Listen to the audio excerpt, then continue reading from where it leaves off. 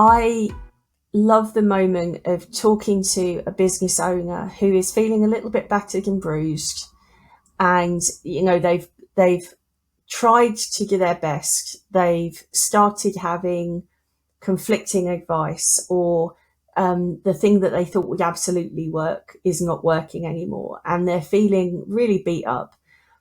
And being able to offer them that optimism, that this only stops if you stop.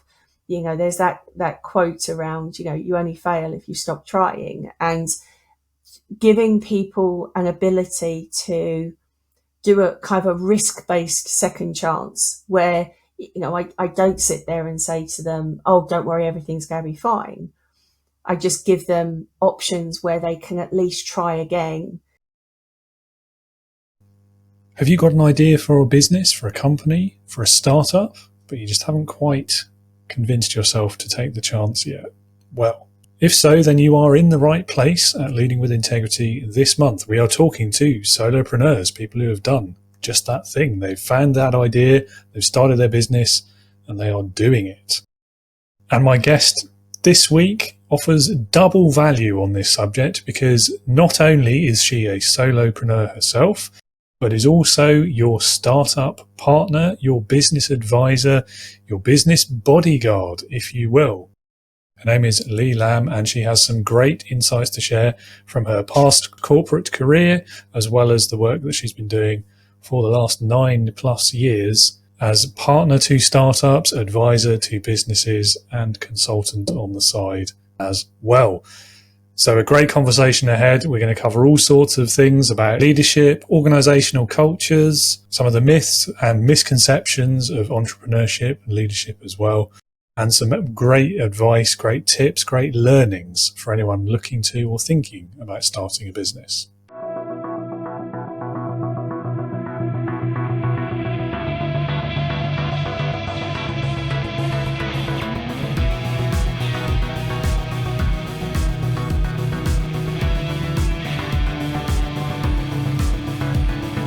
Welcome to the Leading with Integrity podcast. Leadership talk for the modern manager. With your host, David Hatch. Lee, welcome back to Leading with Integrity for the second time, but this time an episode about you, not about New Year or Christmas or whatever it was last time. Yeah. So welcome. Well, thank you for having me back on. It was lovely chatting the first time, so looking forward to it. Absolutely, yeah. Well, let's kick off really with tell us about you. Tell us about your business, your career so far, why you do what you do. Oh, wow. So, strapping. My career up until 2016 was very corporate. I worked in investment banks and financial services in the sort of technology areas. Initially, I was quite a techie geek for a while, but then ultimately went into COO, chief of staff roles. Turns out I like organising people, and they liked the fact that I could organise them, so it all worked well.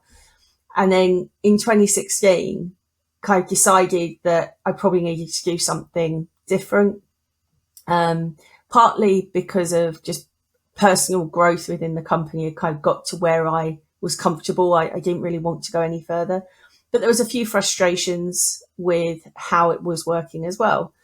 And one of them was kind of how there was a real consultancy era going on, where consultants were brought in, and the frustration usually internally is that the consultancy asks people who work there, hey, what's going on? What's the problem? The people internally tell them what the problem is, and the consultants put together a nice presentation and hang it back to senior management.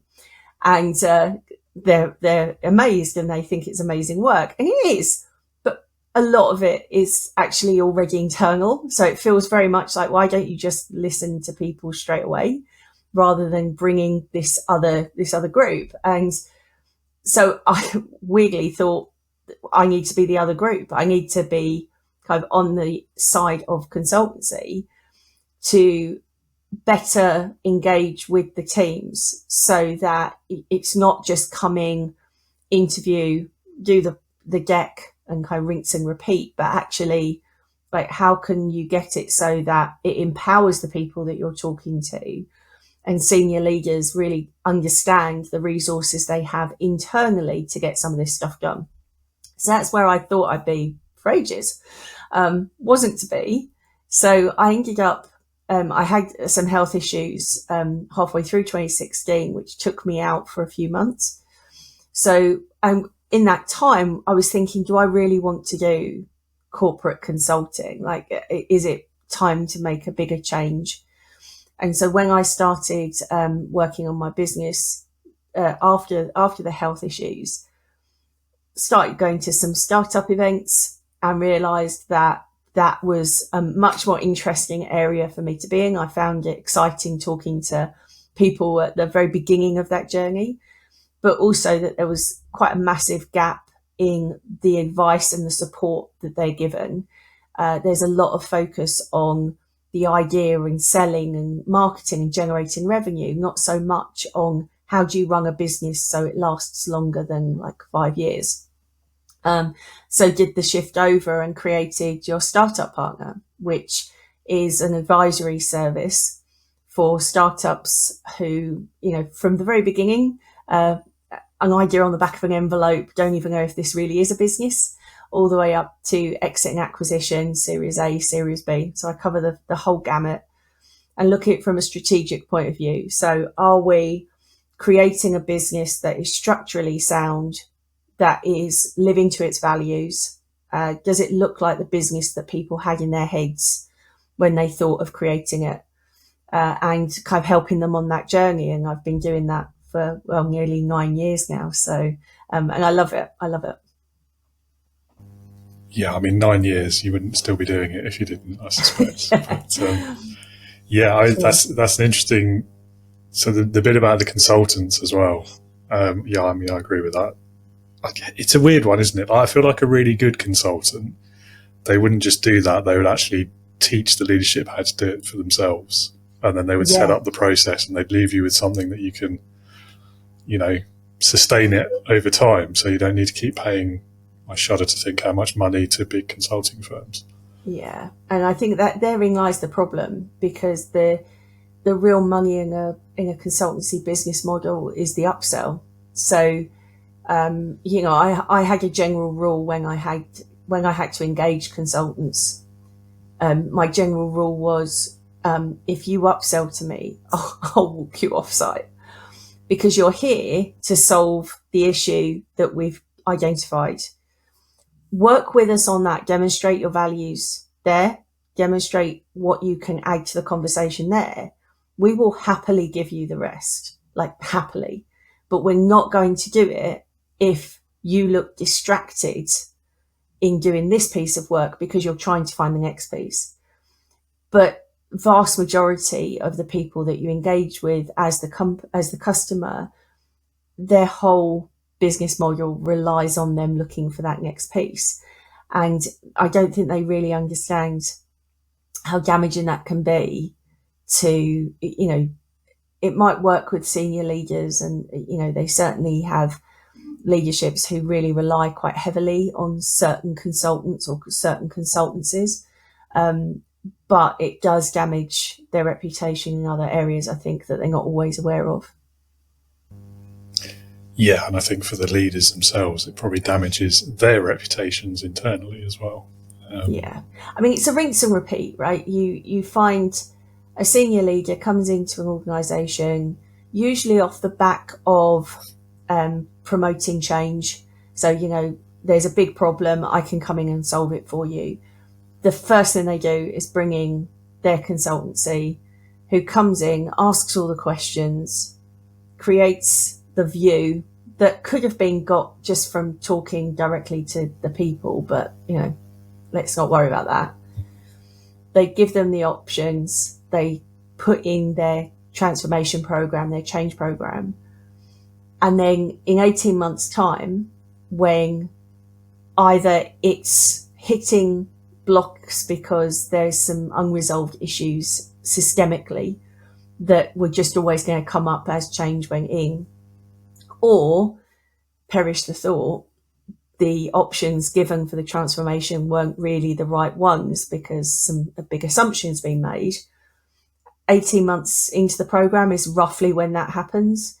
And that's usually roughly the career point of senior leaders to move to the next one. And then the next person comes in to fix the problems of the one of the next one. And it's just this recurring cycle. And the larger consultancies for sure are aware that if they can attach to one of these senior leaders, then, they're not just getting one piece of work, they're getting it every time that person moves careers as well. One of the frustrating things I find with leaders, particularly in those medium to larger size businesses, although I tend to avoid those by design, if I'm honest. It is that sort of that short-term view, because even 18 months, that's not long enough, I think, to properly establish the relationships you need to be effective as a leader. But it's that short-term thinking that to me is the opposite of good leadership. If you're not thinking in like 5-10 years in terms of how you're going to maintain these relationships. And I know, especially in some industries, like the tech industry is one of them, isn't it, where the turnover of people is rapid, and that's normal and it's fine and it works. Yeah. I question whether it works once you get to a leadership level, though. Because there's got to be some continuity in an organisation somewhere, hasn't there, if it's going to stay together? Oh, completely. But I think if enough people are using that same model of 18 months to 2 years rinse and repeat cycle, I think they just are convinced that it's the best way to keep innovative. And it's this distortion of the idea of innovative outweighs creating a legacy. And I always think what it does do is means that you're open to disruption, because people only disrupt when they feel like the value of what's already in the industry has devalued, it's reduced. And it does that if people look at a company and think every company is exactly the same. Financial services has this particular issue, right? Particularly around the investment banks. Sometimes you have to kind of look at the door to remind yourself which company you work for, because they all start feeling so homogenized, because it is literally the same people going round and round and round this carousel, that they all start feeling the same. But what that means is that it then opens up the idea of someone who is fresh and new coming in, then we're not going to do any of that. And, the rise of the challenger banks have shown that actually there is a way to disrupt what should be an absolute legacy sector, but, they've got to earn their stripes again now. Yeah, that's quite a surprising phenomena to see in a relatively large industry. You see it in smaller cottage industry is probably not the right phrase anymore, is it? But that's the smaller sectors, the niches within other industries, where there is only a finite number of people who know how to do the thing. So, of course, they're all going to rotate around the small number of businesses. But yeah, that's interesting. Yeah. That's my thing I've learned from this conversation already. And we're only 10 minutes in, so it's good. We're only 10 minutes in. This bodes well. Yeah. You say 10, 15 years ago, if you say to someone in the industry, what's the difference between working in, Goldman Sachs compared to Deutsche Bank compared to Barclays? They all had a particular flavor. Like it attracted a particular type of person because you knew that environment. But as you look at this homogenization that's happened, it's really difficult to see the difference between them now. And, that doesn't bode well for me, that's an indictment on the leadership, because where's the originality? Where's the original vision is becoming something that's more difficult for them to fathom. Yeah, another way to look at it is maybe that's just become the proxy for that longevity of leadership that we were talking about, because it's there, just not in the same organisation. But if they're just trading places every now and then, which interesting reference to a film about financial services. But anyway, yeah. Yeah, no, it's an interesting one. So there's another parallel there as well when you're talking about the consultant who's doing the job and have always got to have their eye on the next bit of work. Yeah. I mean, that again, that's a very like small business problem, isn't it? Yeah. By necessity. Yeah, absolutely. And I think, there's a lot of entrepreneurial spirit within there. And, I get it that, I work as a consultant as well. So it's not like I'm saying all consultants are bad, not really. I'm just saying that when the focus is on that, if you as a small business came in and the second that you started doing your work, started talking to them about pitching for another piece, you would quite rightly be told to focus on what you've been brought in to do, right? And I think we don't give the same latitude to small businesses who are absolutely under that pressure to win the next bit of business. We almost have to pretend we don't need it or don't want it. So we're like, oh yeah, sure, we're here to do this piece of work, and we're told to kind of frame it as, this isn't the only piece of work, or there's more coming. And when we're in reality, a lot of the times we get a piece of work, it becomes our world for the time that we have it. And then when it's finished, we're like, where's the next bit? Because, we've got that, we haven't got the pipeline that some of the bigger companies will always have. Yeah, I mean, that's definitely something I struggle with. And well, all of those things, in fact. Like even now, I still have that mindset when I'm proposing new work of like, it's exactly as you said, like you've got to like make light of it almost. And I know it's the wrong thing to do when I do it, but I still can't help doing it sometimes where you just, because in the back of my head, I'm like, oh, don't be too desperate for it, because that's going to put you in that negative position, and they'll probably they'll lose interest. And I still don't, it's probably not true either, but I still do it. I think it's just really difficult depending on the size of the company. So, the SME market is one of the largest components of an economy, and looks like a wealth of opportunity. But the vast majority of SMEs are run not from a position of a business mindset. And by that, I mean, a business mindset is you're investing money in something, and you understand how it's going to make you more money. So, I'm paying for this piece of work to be done because this is going to enable us to add to the revenue line, add to the bottom line. Many SMEs are very much more what I would call a consumer mindset, which is I'm spending money on something, you're costing me something, and is it worth it? And they do this kind of weird comparison between, oh, for that money, I could buy this, and you don't hear that from the larger organizations because they never think of it as their money, right? Because it never is. It's lying on a budget line. Whereas for SMEs, I think it just feels much more of a personal decision. But what that means is that it skews the way that they make a decision. And like you say, instead of being able to say, I can do this piece of work for you, and then I can incorporate this bit as the next piece, and this is how you're going to grow the business on the back of that, you have to constantly justify why they're spending money on you. And that becomes really difficult to win that argument time and time again. Yeah, I think you're right. And also the smaller businesses are going to be probably way closer to the red than any of those larger ones. Yeah, exactly. Or certainly not care, because they won't have the credit facilities open to well, them. yeah, quite. When you think about it, in most economies, I say most economies, I mean, certainly it's true for the UK and probably the US as well.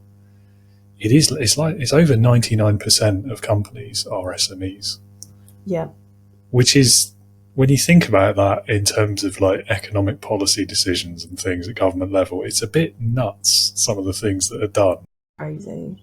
And how skewed the market and the decision making is towards those less than 0.5% of companies that are the big multinationals.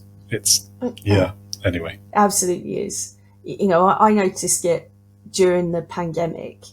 I because I deal with startups. So I think everyone assumed that out of all of the different companies that was going to suffer through a lockdown, that it would be startups that took the brunt of it, because, you know, they've not got the resources and not got this. And I would argue it was kind of the other way around, you know, because there was no infrastructure, because they weren't wedded to a particular 10-year plan, they could adapt a lot quicker. What we saw, though, was the bigger companies really struggle with, how do we continue to function from home when, you know, we haven't put the things in place that would allow that to happen.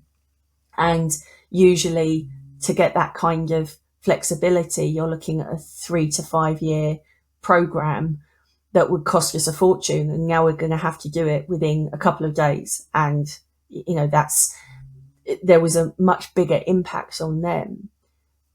SMEs kind of felt somewhere in the middle, I think. Yeah. In hindsight, particularly the technology aspect of it and the logistics, I feel like we worried about it more than we needed to. Because, I mean, it existed. Zoom was already there. Google Meet was already there. Teams was already there. And failing any of that, if you didn't want to spend money, video calls on WhatsApp was already there. Yeah. And the issue was never technical. It was, no. You know, and I will bang on about this until somebody pays attention anyway.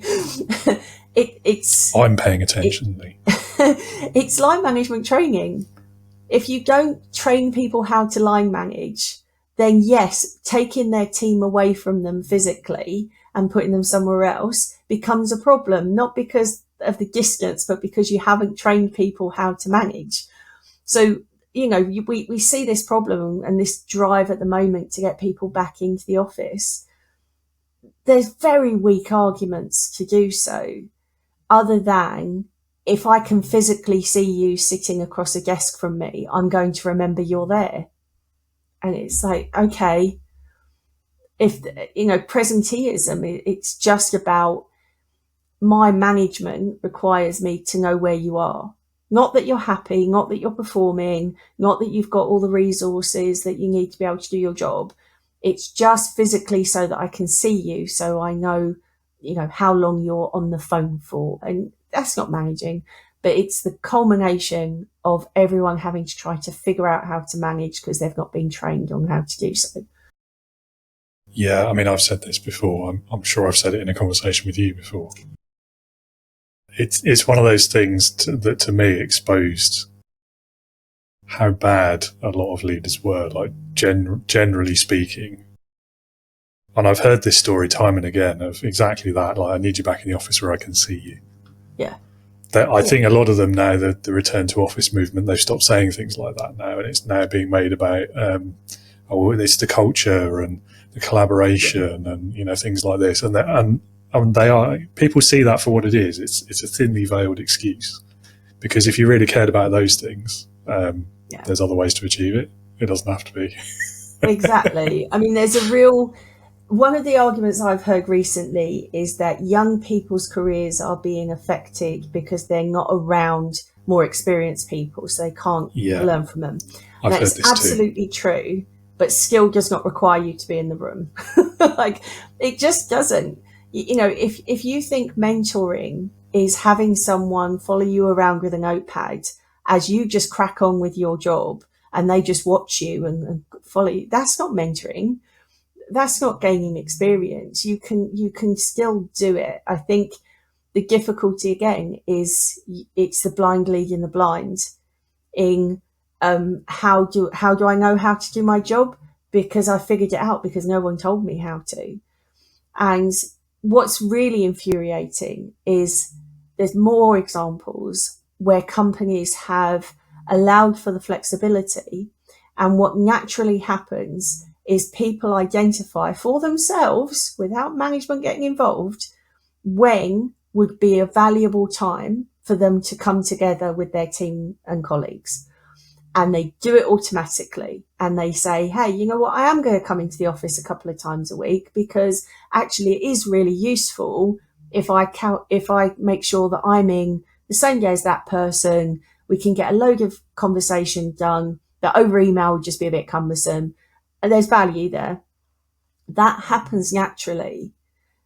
But the second you tell people they have to do it, there's resentment there because it's not based on understanding and giving them, empowering them to be able to figure it out for themselves.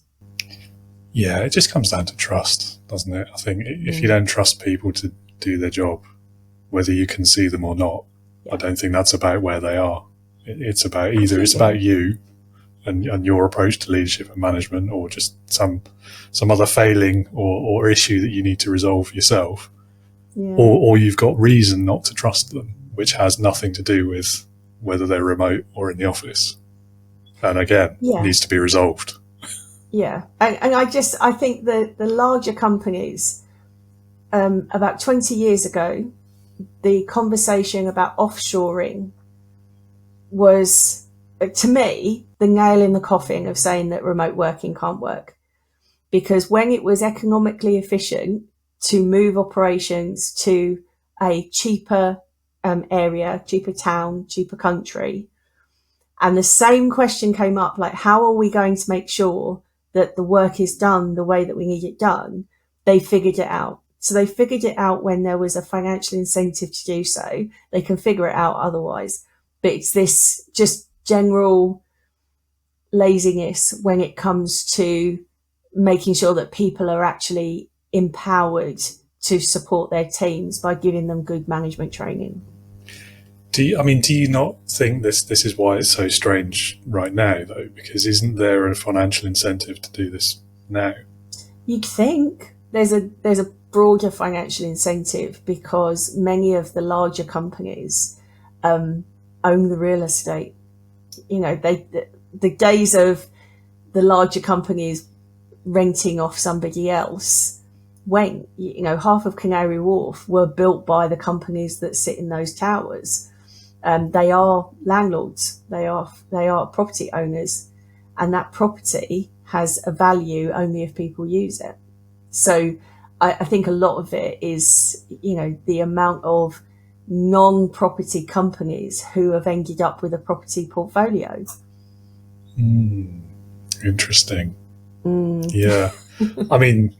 The London example, you would think with the price of real estate in London, they could do better just selling the building.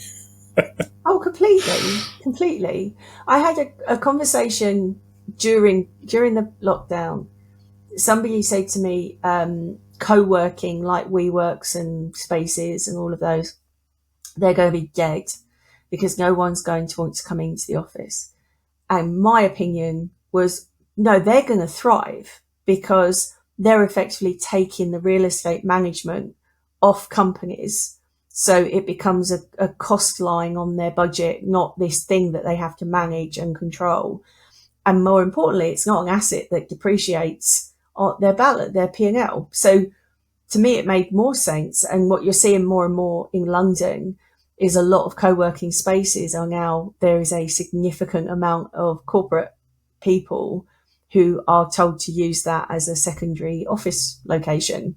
So it's like, yeah, I was right. Always good to know.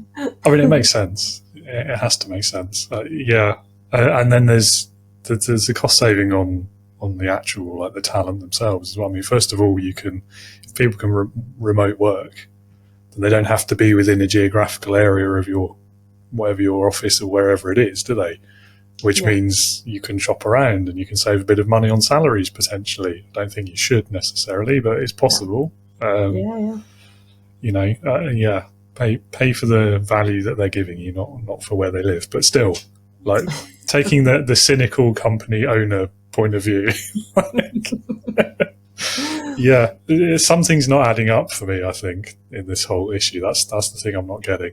The argument about early career people and learning from the environment they're in, all of that's probably the one I find the most compelling out of all of the various justifications. Yeah. But then again, I think about it a bit longer, and it reminds me of like an old boss I worked for. He used to use words like osmosis and things like that to describe this phenomenon. And even then, that made you cringe just the way he would say it. Yeah. Our word was synergy. Everything was synergy. Oh God, I hated that one too. is there any synergy between these teams? Like, no, there isn't. Yeah. And synergistic, is that even a word? Yeah, Probably exactly. is now, but it shouldn't have been. Exactly. Yeah, buzzword bingo. Used to love that game. Yep. It's great fun in meetings until we got caught. Yeah, I don't know. I mean, there is something to be said. It depends on the environment you're working in. It probably depends on the industry as well, doesn't it? But I think there is something to be said from working in the same location as people. I think that there is that social aspect as well if you're trying to build a team atmosphere. That is important. I do get that. But I don't think the answer is everyone back to the office 9 to 5 full time. As you said, there's other ways to do it. I think it centres on empowerment. You can't force people into a situation and then go, but why aren't you happy? So, because they don't want to be here. And I think leaders get really concerned that authority is about telling people to do something and they do it. Right? That's how most people think. I'm a leader because when I say you do something, everyone does it. But they never question why people are doing it. And it's actually the why they're doing it, why they're complying, that tells you whether you're a true leader or not. A true leader doesn't have to send edicts out.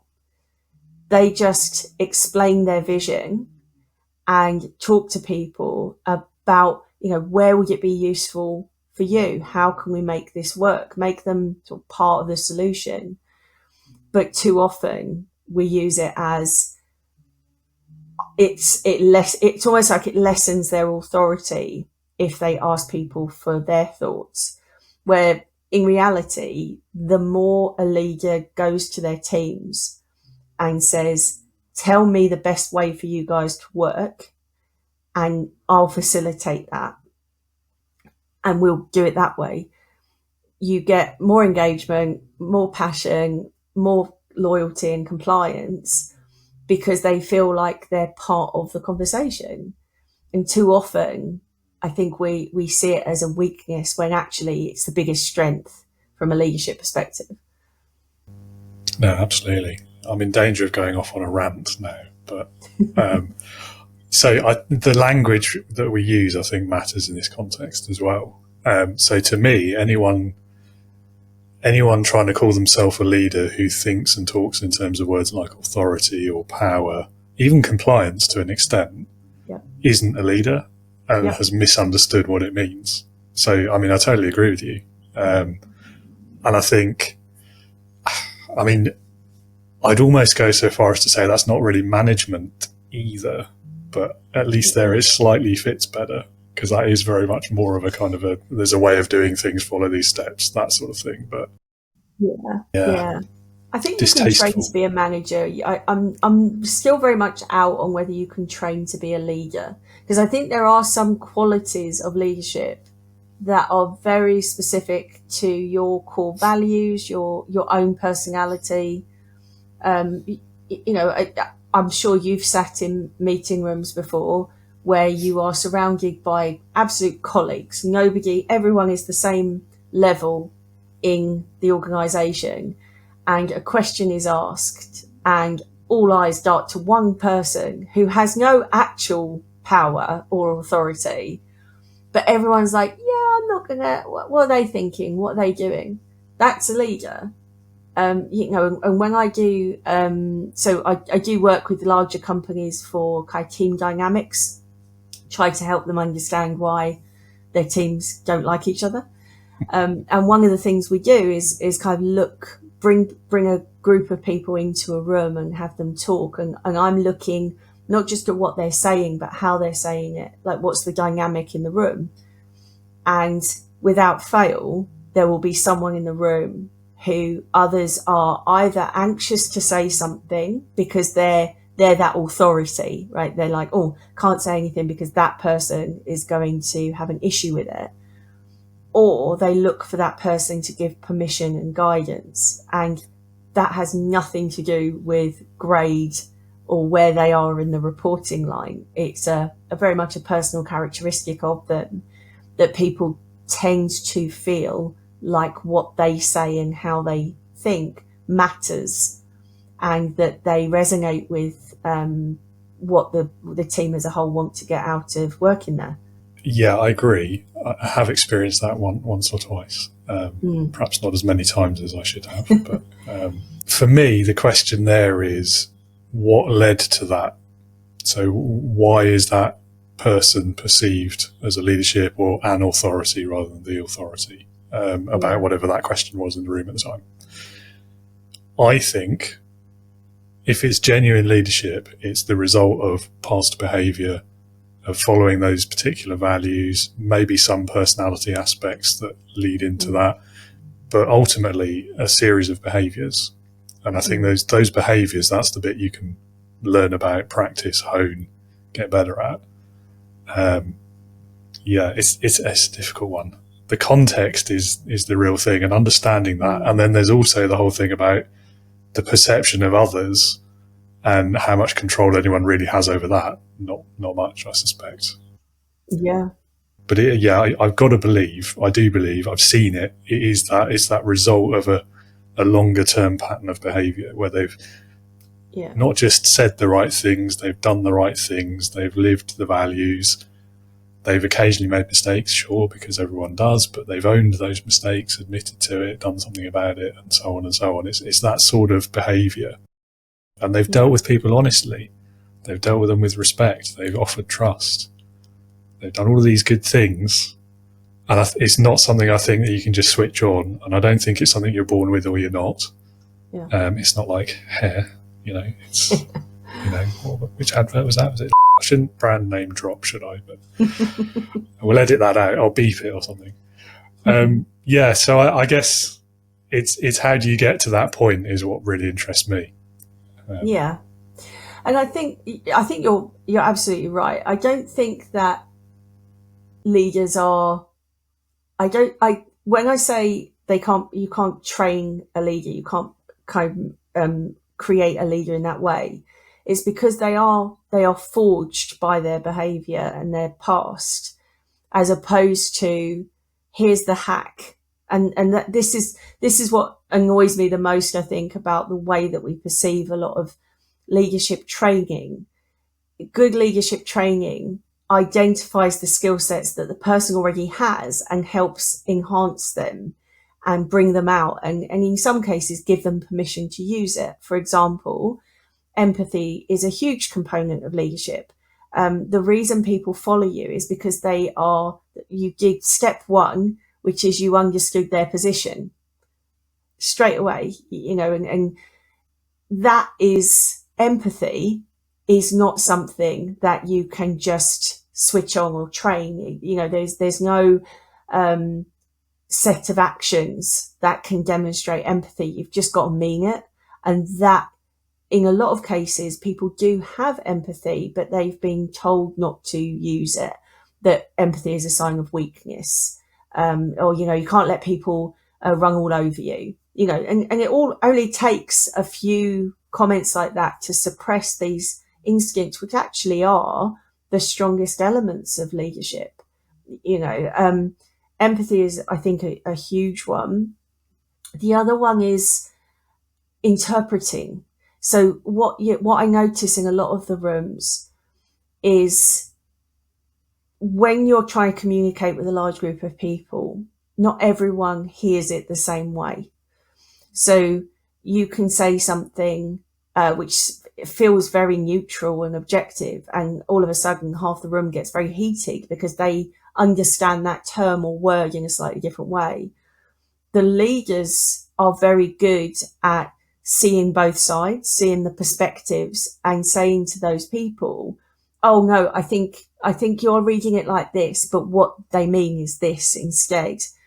And so they act as this interpreter, so that when the teams or the people around them are concerned or, have got triggered in some way, they're very good at helping them find a way of explaining the situation that calms them down. And again, that's not a skill that you can learn as a 10-step program. That is the ability to, really tap into your own humanity and think, oh, if I was in their position, this is how I would feel, and this is how I would want it explained to me. And, I think emotional intelligence was starting to get a lot of impact in leadership a few years ago, but you hear less of it now, which is a real disappointing thing. Yeah, it became a buzzword for a while and people maybe got tired of it. And then I also think possibly the COVID experience had a bit of an impact there as well. Yeah. Because it seems to have been less of a thing since then, whereas before then it was all the rage. And I don't really know how maybe it's a coincidence. I don't understand how those two things would have connected. But. I think probably, so emotional intelligence, the way that it was being framed was quite an intellectual exercise, ironically. So we talked about, your increasing your EQ. And what we're really talking about is how do you be human? And the problem is, I think with COVID, it did these two things, which it separated us from society. So we lost the cues that we would normally get from people. So all we had to go on was our own thoughts about what it means to be human in a very overwhelming scenario of who do you listen to, who do you trust. A lot of people experienced an awful lot of loss and not being able to access their usual coping mechanisms of friends and family and social support. So in that instance, what do we do when we're overwhelmed? We pretend it doesn't matter. And that's what I see now. It's like people got so overwhelmed with the emotions that were conjured up that they can't deal with them. So they've just turned them off. And so we've got empathy completely missing in a lot of scenarios now, where you would imagine only 5 or 6 years ago, pre-COVID, those same stories and those same events would have inspired a very different action. Yeah, I guess it's a question of scale, isn't it? And almost desensitizes people, doesn't it? Yeah. You're probably right. Depressing thought. I know.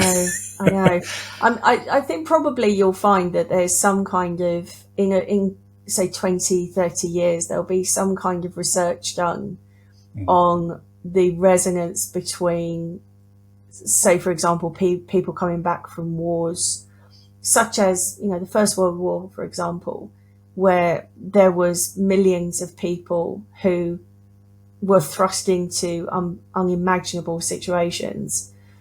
And I think we kind of understood the impact of what they'd been through. So there was a bit more understanding. In comparison, you've got the pandemic, where it wasn't that you were chosen to go to war. You were in the war, whether you liked it or not. And people weren't able to opt out.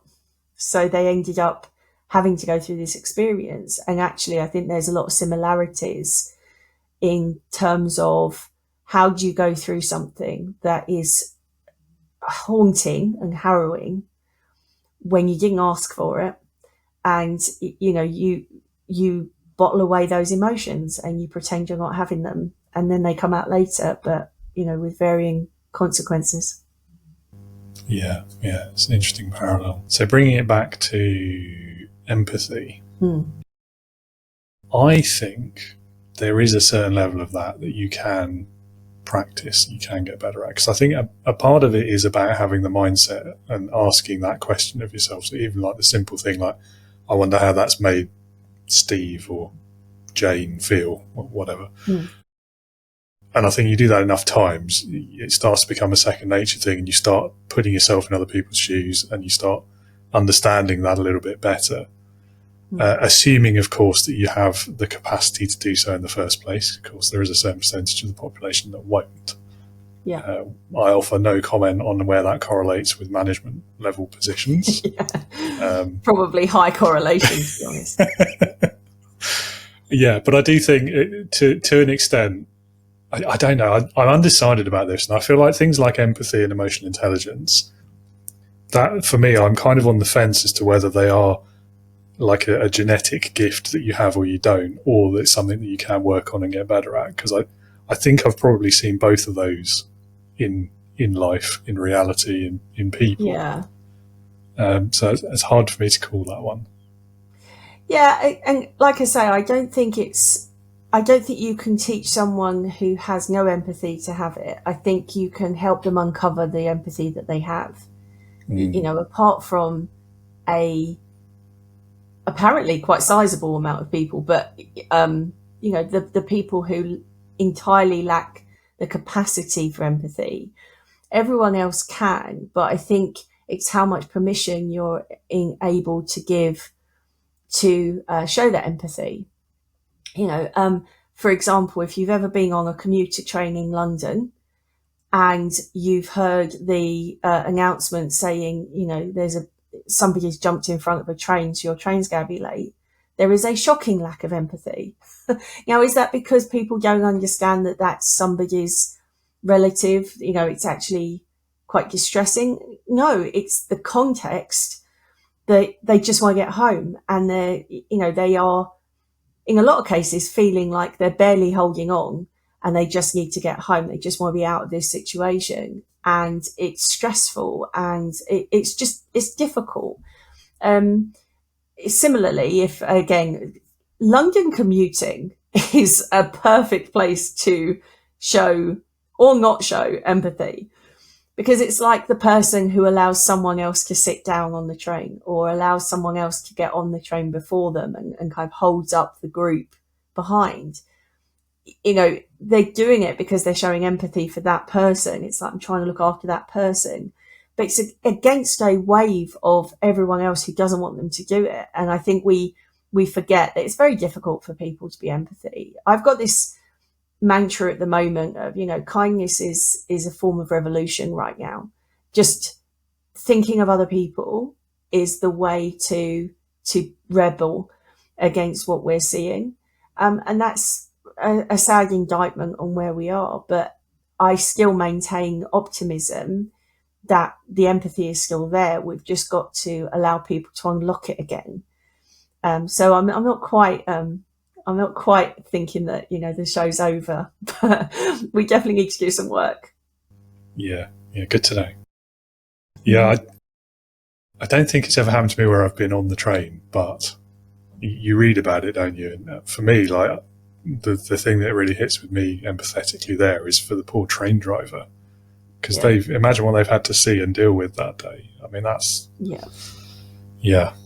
horrible. Yeah, it doesn't seem like the sort of job where they should have staff counsellors, but apparently they do. Yeah, and I can well imagine it, because what you sort of failed to recognise, I think, particularly with the train drivers who are going kind of up and down the up and down the country, is those trains are hurtling along at like what is it now, 140, 160 miles an hour.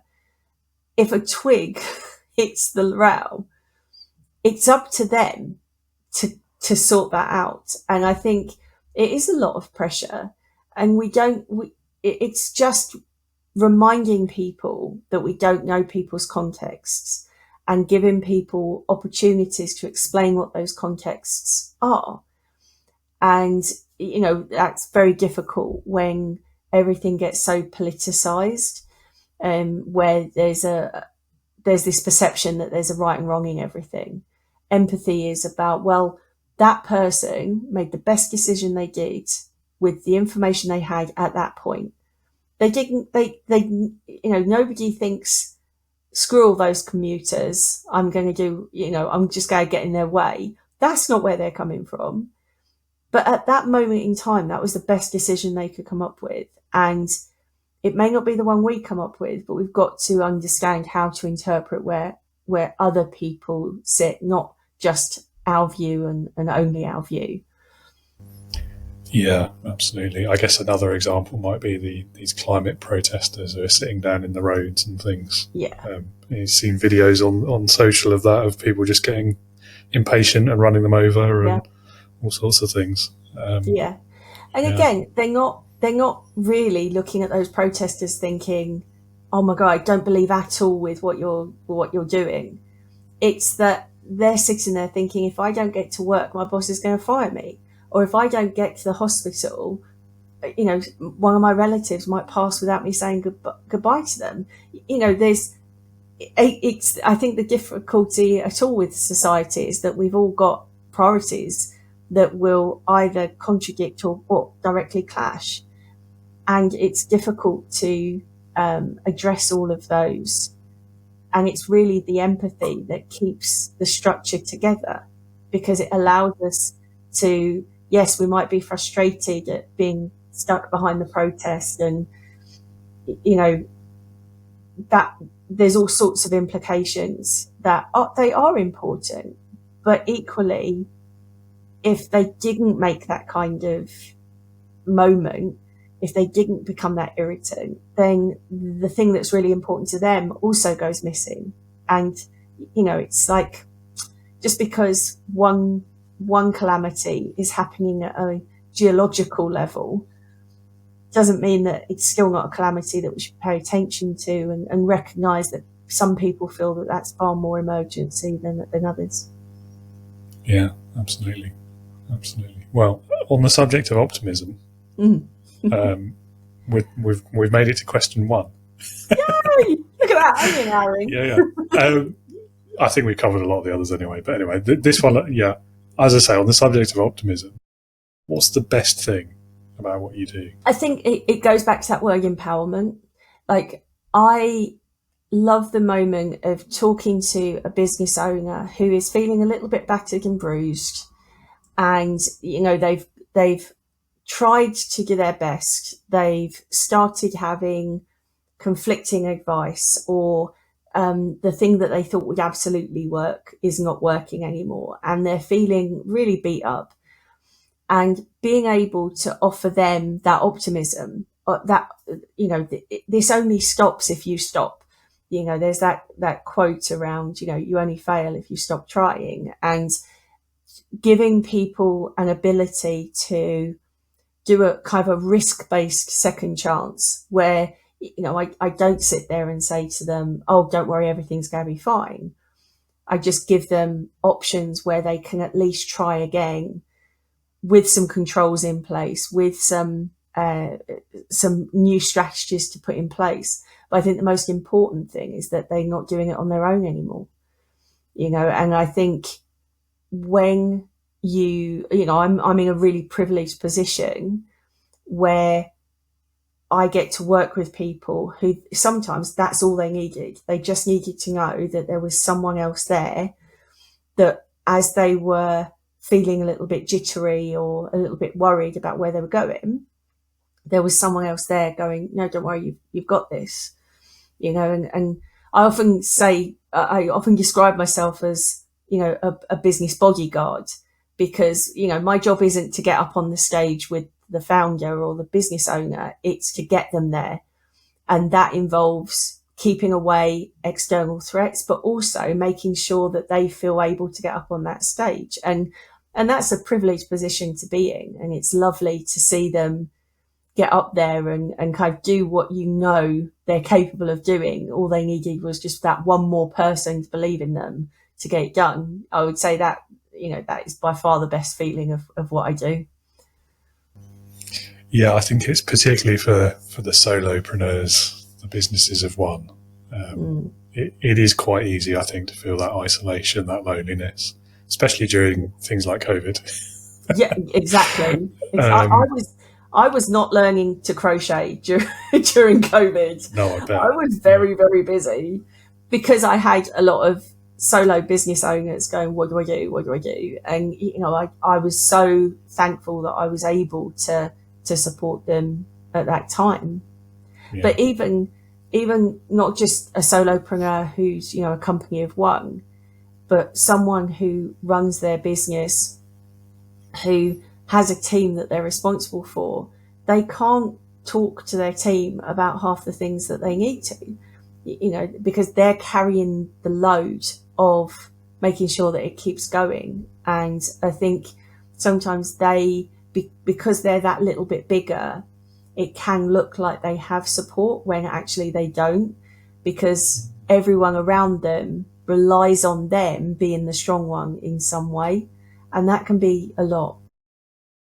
Yeah, no, that's interesting, because I was about to say, most business owners, most CEOs, or insert job title here, find it, I think, very easy to kind of feel like and or portray the picture of someone where like the whole business rests on their shoulders.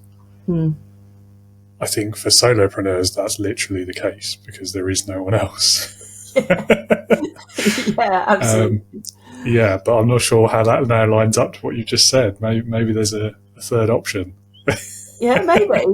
I think that, I think there's a lot of people who, the fact that there's a team there does allow them to give away some of the responsibility, if not the accountability. And, we all know of the people who, it's not me, it's them. And even when they're talking about their own team, it's not me failing as a manager, it's them failing as the team because they're not doing what I told them to do. And, it can, that kind of confidence that, you are, the team have got, it can be misleading. But I think it's understanding that, the way I look at most businesses is, regardless of hierarchy, if you're paying someone a salary, it's because they have a value to the company. That's the only reason we pay people salary, right? Because they have a job that needs to be done. Therefore, they all carry equal worth. One person isn't more important than another. They just do a different job. Now, I think for a CEO, that fits, because a CEO, yes, they're responsible for the ongoing future of the company, but they're still looking at it at a conceptual level and then getting people to deliver on their behalf. It's still symbiotic, to use another buzzword, bingo, but word. When you're dealing with a founder, a lot of the time they are, your point earlier about constantly being near the red, everything does rest on their shoulders. And so they don't necessarily have that same feeling as the CEO does of, oh, well, the team's in it with me. They carry a lot more of the weight, and not just because they want to, but because the team expects it from them as well. They're like, well, this is your company, you tell us. And that can kind of come through a lot. And half the time, it's not even that they need to have somebody with more experience or understanding more different kind of business concepts. It's just having somebody who they can say stuff that's in their head that would spook someone in their team. But actually, once they've said it out loud, they can then go, oh yeah, but we don't need to do that because of this, and this. While it's in their head, it feels like it's an inevitability. Actually, when you start talking about it, other options become available. It's that mechanism that I think is the one that I'm lucky enough to work with my clients, but that we don't always recognize is necessary for business owners. Yeah, I don't know. I'm still of two minds. I feel like a part of that, even with that sort of founder-led business where they're also the owner, being careful now to walk the line and not get myself in trouble. I do think part of that is about how you deal with your people and the way you choose, even sometimes just to vocalize that feeling and that issue. Because there are different routes you can take there. Like, you can just make it out to be like the biggest problem and the greatest weight on your shoulders, and it's it's your cross to bear or whatever, and you can become a bit of a martyr with it. Yeah, I find that sort of approach garners zero sympathy with the people you're leading, because ultimately you founded the business. It was your decision. No one forced you to do it. So, like, there's a problem of your own making. That approach isn't going to get you anywhere. Yeah. If, on the other hand, you try to stay positive about it, accepting that's not always possible because of the way different people react to different things. But if you can involve your team in sharing some of that burden, and you can talk about these things, you can be vulnerable with them, you can open up a little bit, I think that pays so many dividends later when you're out of trouble, when things are starting to look better. Yeah, might get you there faster as well, frankly. Yeah, oh, completely. But I don't think you can do it in a vacuum. I No. think a lot of companies, there's a lot, particularly as a company is in growth, there's a lot of, I'll deal with that later. I'll put that in place later. And that's one of the things that I try to instill in my clients sort of very early on when they've got nobody working for them. Like, already think about how you want to work with people, because what tends to happen is things like purpose, vision and values and employee engagement get left because everything's about growing the business. And in that context, if you then start being honest about the situation the company's in, it's very difficult for people to have any kind of sympathy, because like you say, they think, well, it's your company and, we've all been wedded to this idea of creating this company, but the only one who really benefits from it is you. So, and you start seeing this dynamic really break down. So, and usually the people who have taken that approach are usually the ones who are also not particularly subtle in the way that they bring up those challenges. They are like, we have to get this invoice paid, or, the lights are off, or, they kind of throw it out as a real threat and then wonder why the team doesn't respond and work a bit harder. It's like, well, you've now told them that their job isn't safe. So be careful. I think if you've done the groundwork, then yes, you can have that conversation with them, because there isn't that huge surprise. They are aware of where the company is. They're aware of what's going on. And you've encouraged them to ask you the questions. We in corporates, we used to do these town halls where you'd have one of the MDs take questions, and I was a big proponent of putting post-it notes instead of putting hands up, because there was always a question that everyone had, but no one was willing to raise their hand and say. But if you gave them the ability to say it anonymously, they would say it. And you always had pushback from the MDs, because they were like, well, they're just going to complain, or they're just going to ask these questions. It's like, the problem isn't that they want to ask the question. The problem is you don't want to answer it. And they know that, and they're using it as confirmation. I think if leaders get more comfortable with the idea that, yes, they're going to ask questions, and it's okay for you not to have a perfect answer. They're not expecting that. They just want to see your reaction when they come up with it. And you go, yeah, actually, that is a problem. I should look into that. Or, oh, well, I understand why you think that, but here's what's happening in the background that you may not be aware of. That's the bit. If you get leaders to do that, then you've got the ability to have a much more open communication with the rest of the company. Very few do it.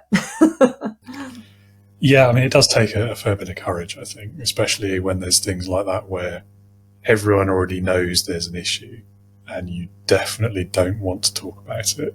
Yeah. But then I also think sometimes there's a bit of willful ignorance there as well, like not wanting to acknowledge that everyone already knows this is a problem, because if you do, then you might have to do something about it. Oh, yeah, completely. There's very much so if I never allow them to say it, then I don't have to deal with it. Everyone just knows it's going on in the background. Yeah. What happens though is the dynamic within the organization is impacted by that, because you're seen as, well, I'm not going to bring up any problems, because if you won't solve that one, you're not going to solve anything. And then you see this erosion of the culture down to, I'm just here to get paid. And then you've not got anything anyway. Yeah. And it breaks trust as well, because you look dishonest. Yeah, completely. Yeah. completely. And I think, especially in smaller businesses, like, I think, again, I've said this 100 times, but I think any leader or any manager who thinks in a small team that nobody knows the biggest problem in the business already without you telling them, like, you're living in dreamland. Of course they know. And unless you're literally doing, like, so let's say it's like a revenue issue or something, unless you're the only salesperson in the business as well as the founder and the manager and the CEO, somebody else will know. Even then, like, the accounts team will know. Like, it's going to get around, because things like that as well, where the future of the business is at stake, I think, regardless of whatever NDA or confidentiality things you may put in people's contracts, most people, I think, with that, being optimistic about human nature here maybe, but I think most people will feel like it's the right thing to do to let everyone know that their jobs might be at risk, even if the boss hasn't told them that. Yeah. I mean, in a COO role, you're involved in a lot of those conversations, and there are certainly the method, particularly for things like job cuts, the processes that you have to be seen to be following don't really allow for open communication, because there's always this question over what is an informal, hey, here's a heads up, and what's a formal notice. And also, the behind job cuts, there's a overriding assumption that the company is doing everything possible to not need to do them, right? So, and that has to go up to and including walking into the room to make someone redundant. Like, the emphasis is on, if there is any way to stop that having to happen, you have to be seen to be doing it. So I think for a lot of companies, they err on the side of caution to say, don't say anything, because how can we then prove that we're still trying? If we're saying, a couple of months beforehand, hey, things are looking a bit dodgy, how can we say that we're still trying to save it as they're walking through the door and meet our legal requirements? But I also think that regardless of size of company, people do see what's going on. They kind of understand what's going on. And it's the power of saying, I don't know, or I can't say anything now, but still being prepared to show up and go, even if I have to sit here and say, I don't know that, I can't tell you that hasn't been decided yet, I'm still here, and you're still going to be able to have the opportunity to ask me the question. Because silence is communication. Not saying anything communicates just as much as what you say. So surely it's better to have said something and given people an opportunity to be heard. It can pay dividends in terms of, keeping employees engaged and just kind of making sure that they understand their place in the company. So you don't have to do any repair work later. Because believe it or not, people aren't automatically relieved that, oh, well, out of all of the redundancy round, I was saved. They very rarely are relieved by that. They just think that it's saved for the moment, and they don't feel safe leading out of it, really. Yeah, especially when half their workmates are gone and whatever. Yeah. But the work's still there. Yeah, well, quite same amount of work as well, if not more. Yeah. I guess as with a lot of things, there's levels and degrees of this, aren't there? I think when it's like literally the entire future of the whole business is at risk, where, like, I don't know, pick a number, like in 6 months' time we run out of money. If you're not honest with people about that risk, I mean, as we've said, they probably know anyway. Someone else would have told them, so you've lost your credibility and your appearance of honesty and integrity. But B, it's the right thing to do. And C, if the worst doesn't happen, they will remember that you did the right thing, and therefore they're more likely to stay with you for longer anyway. So this is the bit right. And I understand there's the legalities of it and the redundancy piece and all of that.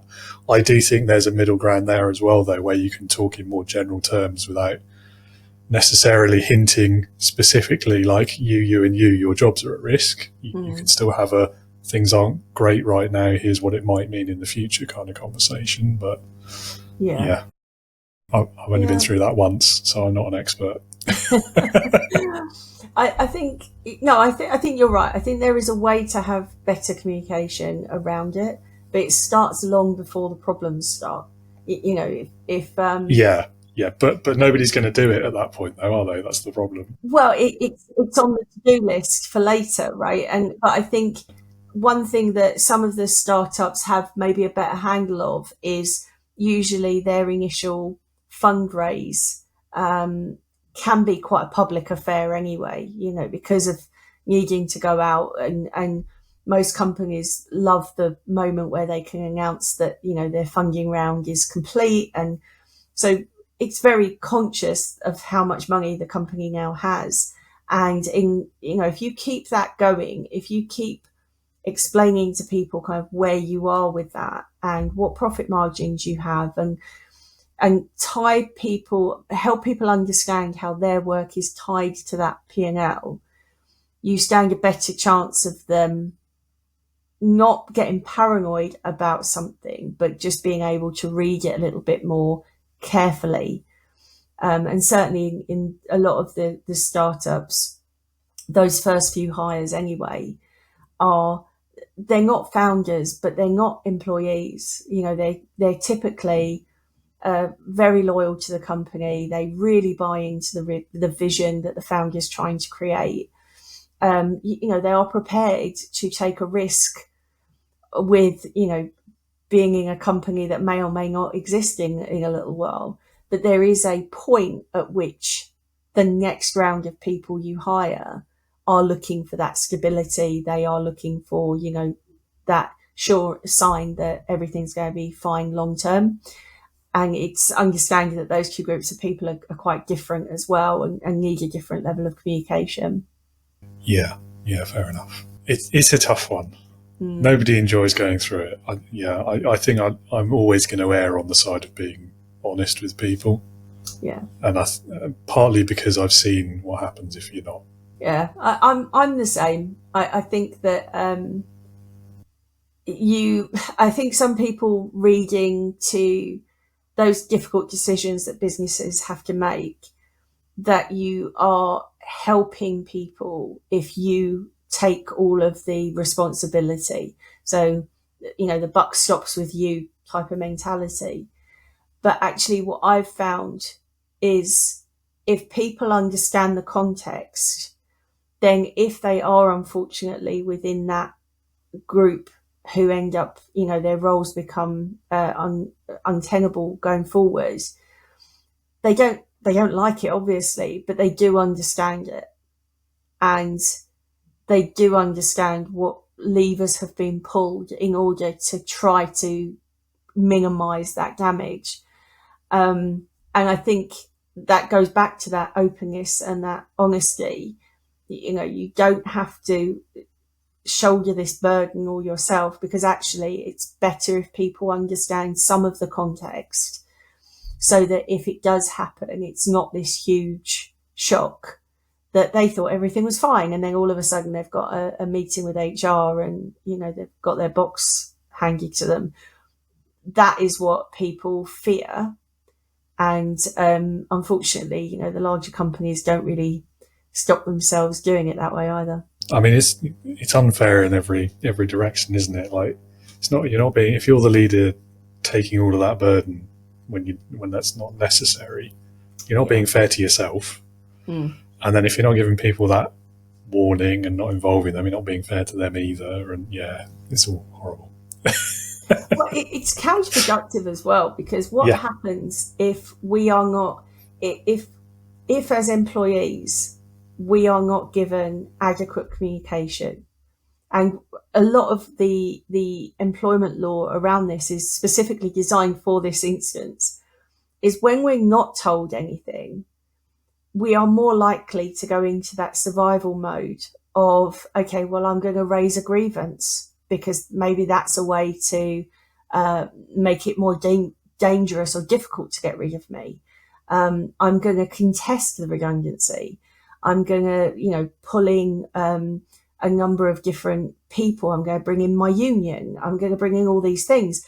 And none of that is because that person wants to be vindictive or aggressive back, but they just feel that this thing has happened to them and all of their personal decision making and personal autonomy is being taken away from them.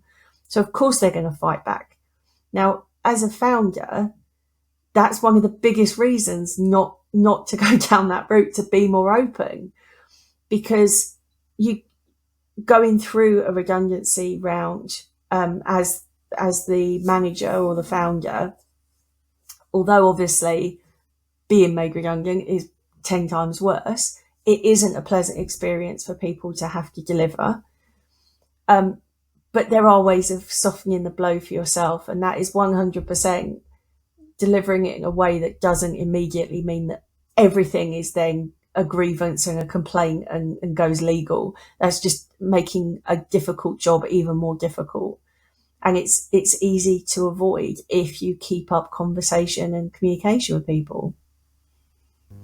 Definitely. As the startup partner then, what would you say are the 3 most important things every business owner or founder should do? Oh, blimey. Okay, so the first one, I think, so I bang on to my clients all the time about their customer journey. So a customer journey is not just I know marketing uses a customer journey as well, but this is like the blueprint of your company. How do people find you, all the way through to how do they find out what you offer? How do they buy from you? How do you deliver the service or the product? How do you keep them in your ecosystem so that they become a repeat buyer from you? All of those things.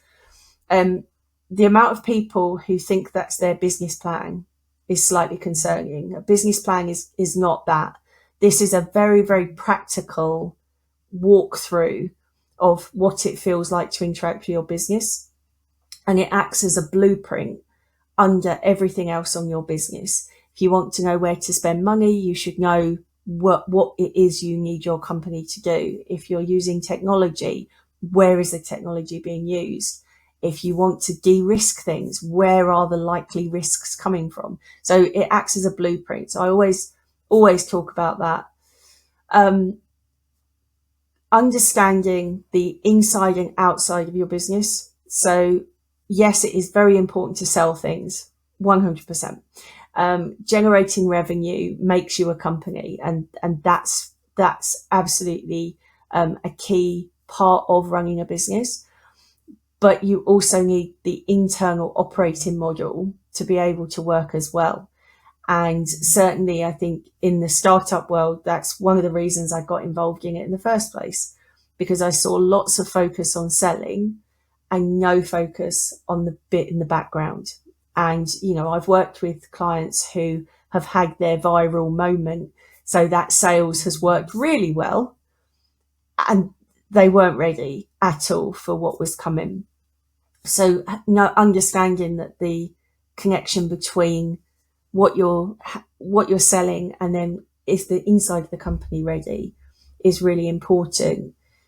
And then the third thing, I guess, is a reiteration of that, which is how you go out to the world as a brand has to also be linked with what it feels like to work in the company.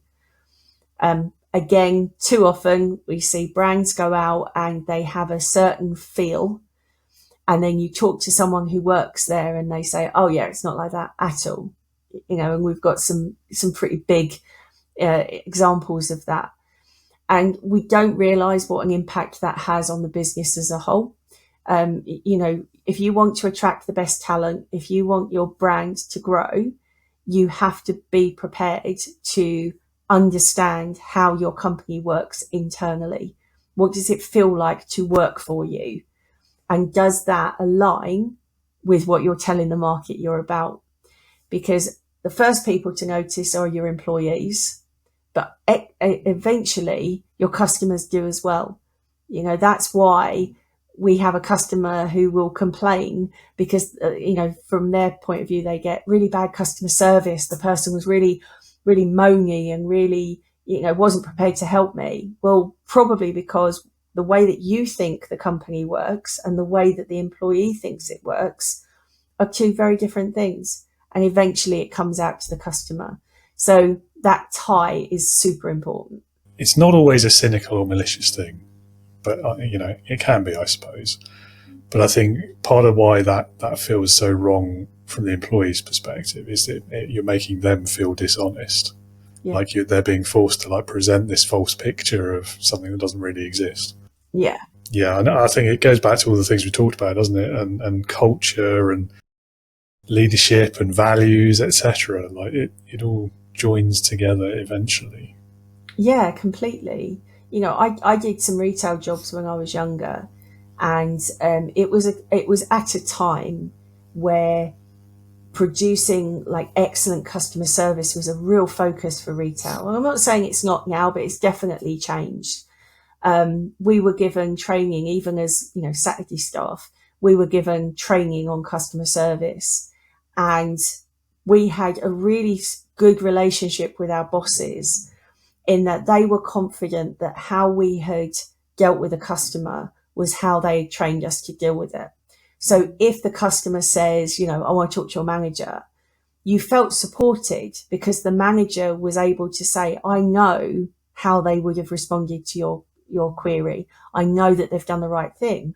And as a member of staff, that's all you want, and I think I've seen such good examples of that I spot it when that doesn't happen, when a member of staff is saying something, but they've got no faith that their manager's going to back them up. And they're just like, yeah, this could be the end of me. And it's sad because it makes it such a bad experience to working.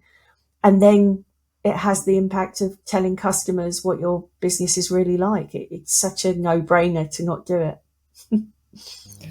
Yeah, it doesn't feel great for the customer either, I would expect.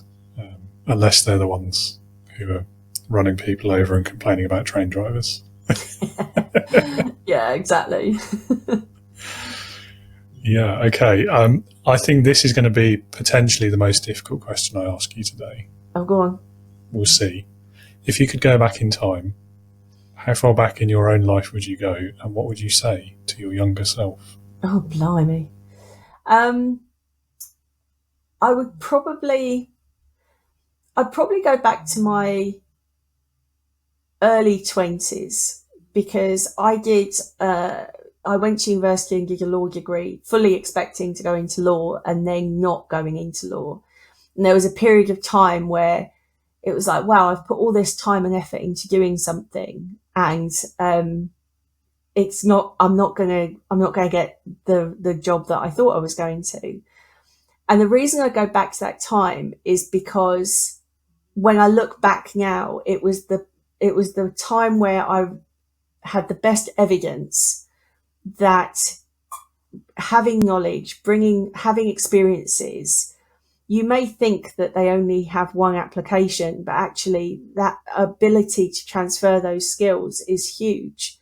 And on a daily basis, I'm really grateful for the fact that I had the legal training, because there's so many elements that don't even come into, it doesn't appear to be a legal question, but I know that I'm answering it from a legal standpoint, like our conversation around redundancies, right? I went straight into, here's what the law is. And I think at the time I saw it as a real failure of I didn't go into the thing that I'd been working so hard to do. But actually I've come out with something that's far more rewarding. So yeah, I'd probably do that one. Yeah, I think I probably had the opposite experience in my university. I never intended to do it, and then I didn't. Yeah. But it was sort of vaguely interesting for 3 or 4 years, so it's okay, I suppose. Yeah, I realised eventually that the thing that appealed to me about going into law was because I made the decision when I was like 14, and I was very much, it wasn't about the law at all. It was the fact that people argued for a living. I was like, that sounds amazing. That sounds nice. Great. Because I like what I realise is I like looking at a situation and figuring out other alternative meanings or alternative interpretations. And much to my parents' distress, if they had an opinion, I almost always went, yeah, but, and came up with the opposite. It makes it really good at what I do now, because I talk to a lot of founders who are trying to be disruptive and break the status quo. And it really helps to have that kind of slightly argumentative approach to be, yeah, but what if things didn't work like that? What if we didn't have to do it that way? What is those alternatives? And I think that's why I can sit with founders in their space and we can get energized, because I'm creating that kind of almost legal argument as to why it's important for this thing to be broken up so that we can do things better. Yeah, I can see that. Yeah, definitely. Yeah, I think, doesn't everyone do that to their parents though, especially in the teenage years? I definitely would have thought so. I probably still do it now. I know that I was very annoying, like really annoying. I have to apologise to them on a regular basis. Yeah, sorry, Mum. Yeah. My main listener, yeah. She's listening, I'm sure. Anyway. Leadership Heroes. Well, one question left for you, Lee. Go on. It's my favourite one, though. Mm-hmm. It's called Leadership Heroes. Mm-hmm. So if you could pick one person, but literally anyone you could think of, alive or dead, past or present, real or even fictitious, those are always fun. But someone who, in your opinion, would perfectly embody leadership, who would that be for you and why? Okay, so I am going to... There's a risk of sounding like fangirling, and it's not at all. But I think when I look at all the components, one of the people that embodies it for me is Richard Branson. And it's not for the reason that everyone else thinks. It's what he does very well is he understands that his brain allows him to think of lots of different things at the same time. So that entrepreneur in him, you know, you have to ride with it. It's not gonna go anywhere. It's always going to kick up. But then he also recognizes his limitations. So if you look at the growth of the Virgin Group, he knew nothing about running an airline, but he knew that the way that it was working at the moment wasn't working for people. So he was okay at bringing in someone who did know about airlines and saying to them, I've noticed these problems and I think we solve them like this. What do you think? So he embodies leadership for me because it's about the ability to recognize your limitations, and you're pulling people in to use their experience and empowering them to do that. And then he very much goes into almost like servant leader. You know, he's ended up in all of those hot air balloons primarily because he's like, that's what I can do.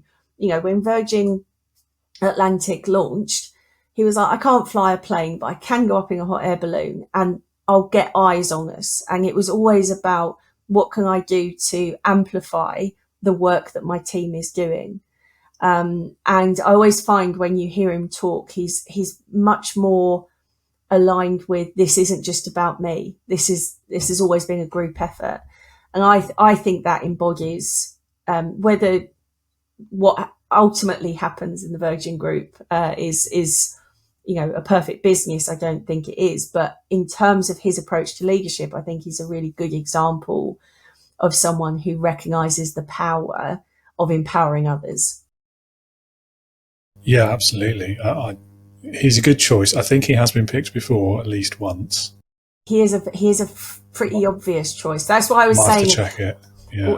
When I was thinking about it, I was like, it really is him, but for slightly different reasons than I think most people would do.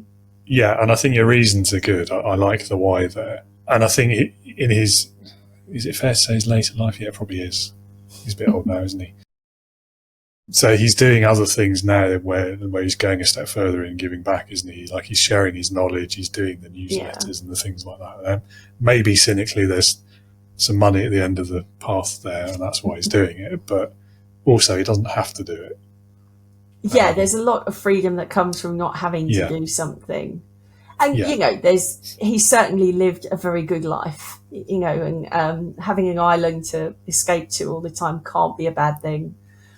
But I'm always I'm a Virgin Startup mentor, and they hold a number of events, and occasionally either Richard Branson or Holly Branson kind of come into the conversation.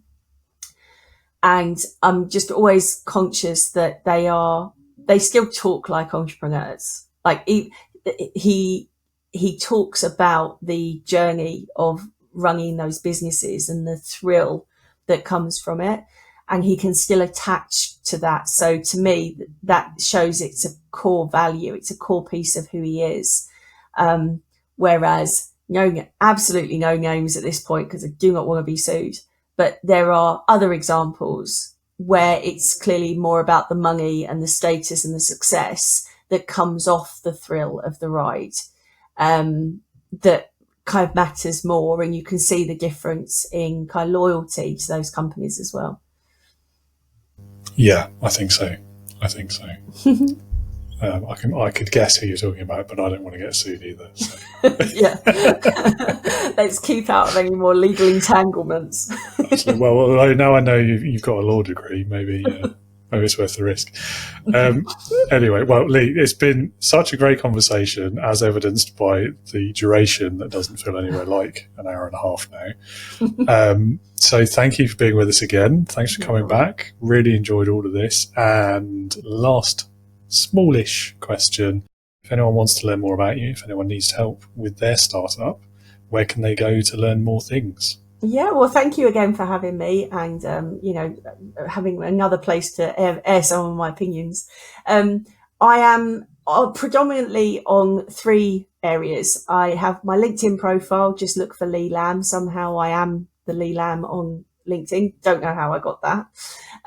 But you've also got the Your Startup Partner website, yourstartuppartner.com, and also my subscriber platform, where I offer advice and support for early stage startups on advisorinyourpocket.com. Lovely. I'll put those links down there below somewhere in the place where people look. Fantastic. Excellent. Well, that's much more than we've got time for. So thank you again. Have a great rest of your day. Yeah, you too. Thanks for having me on. Of course.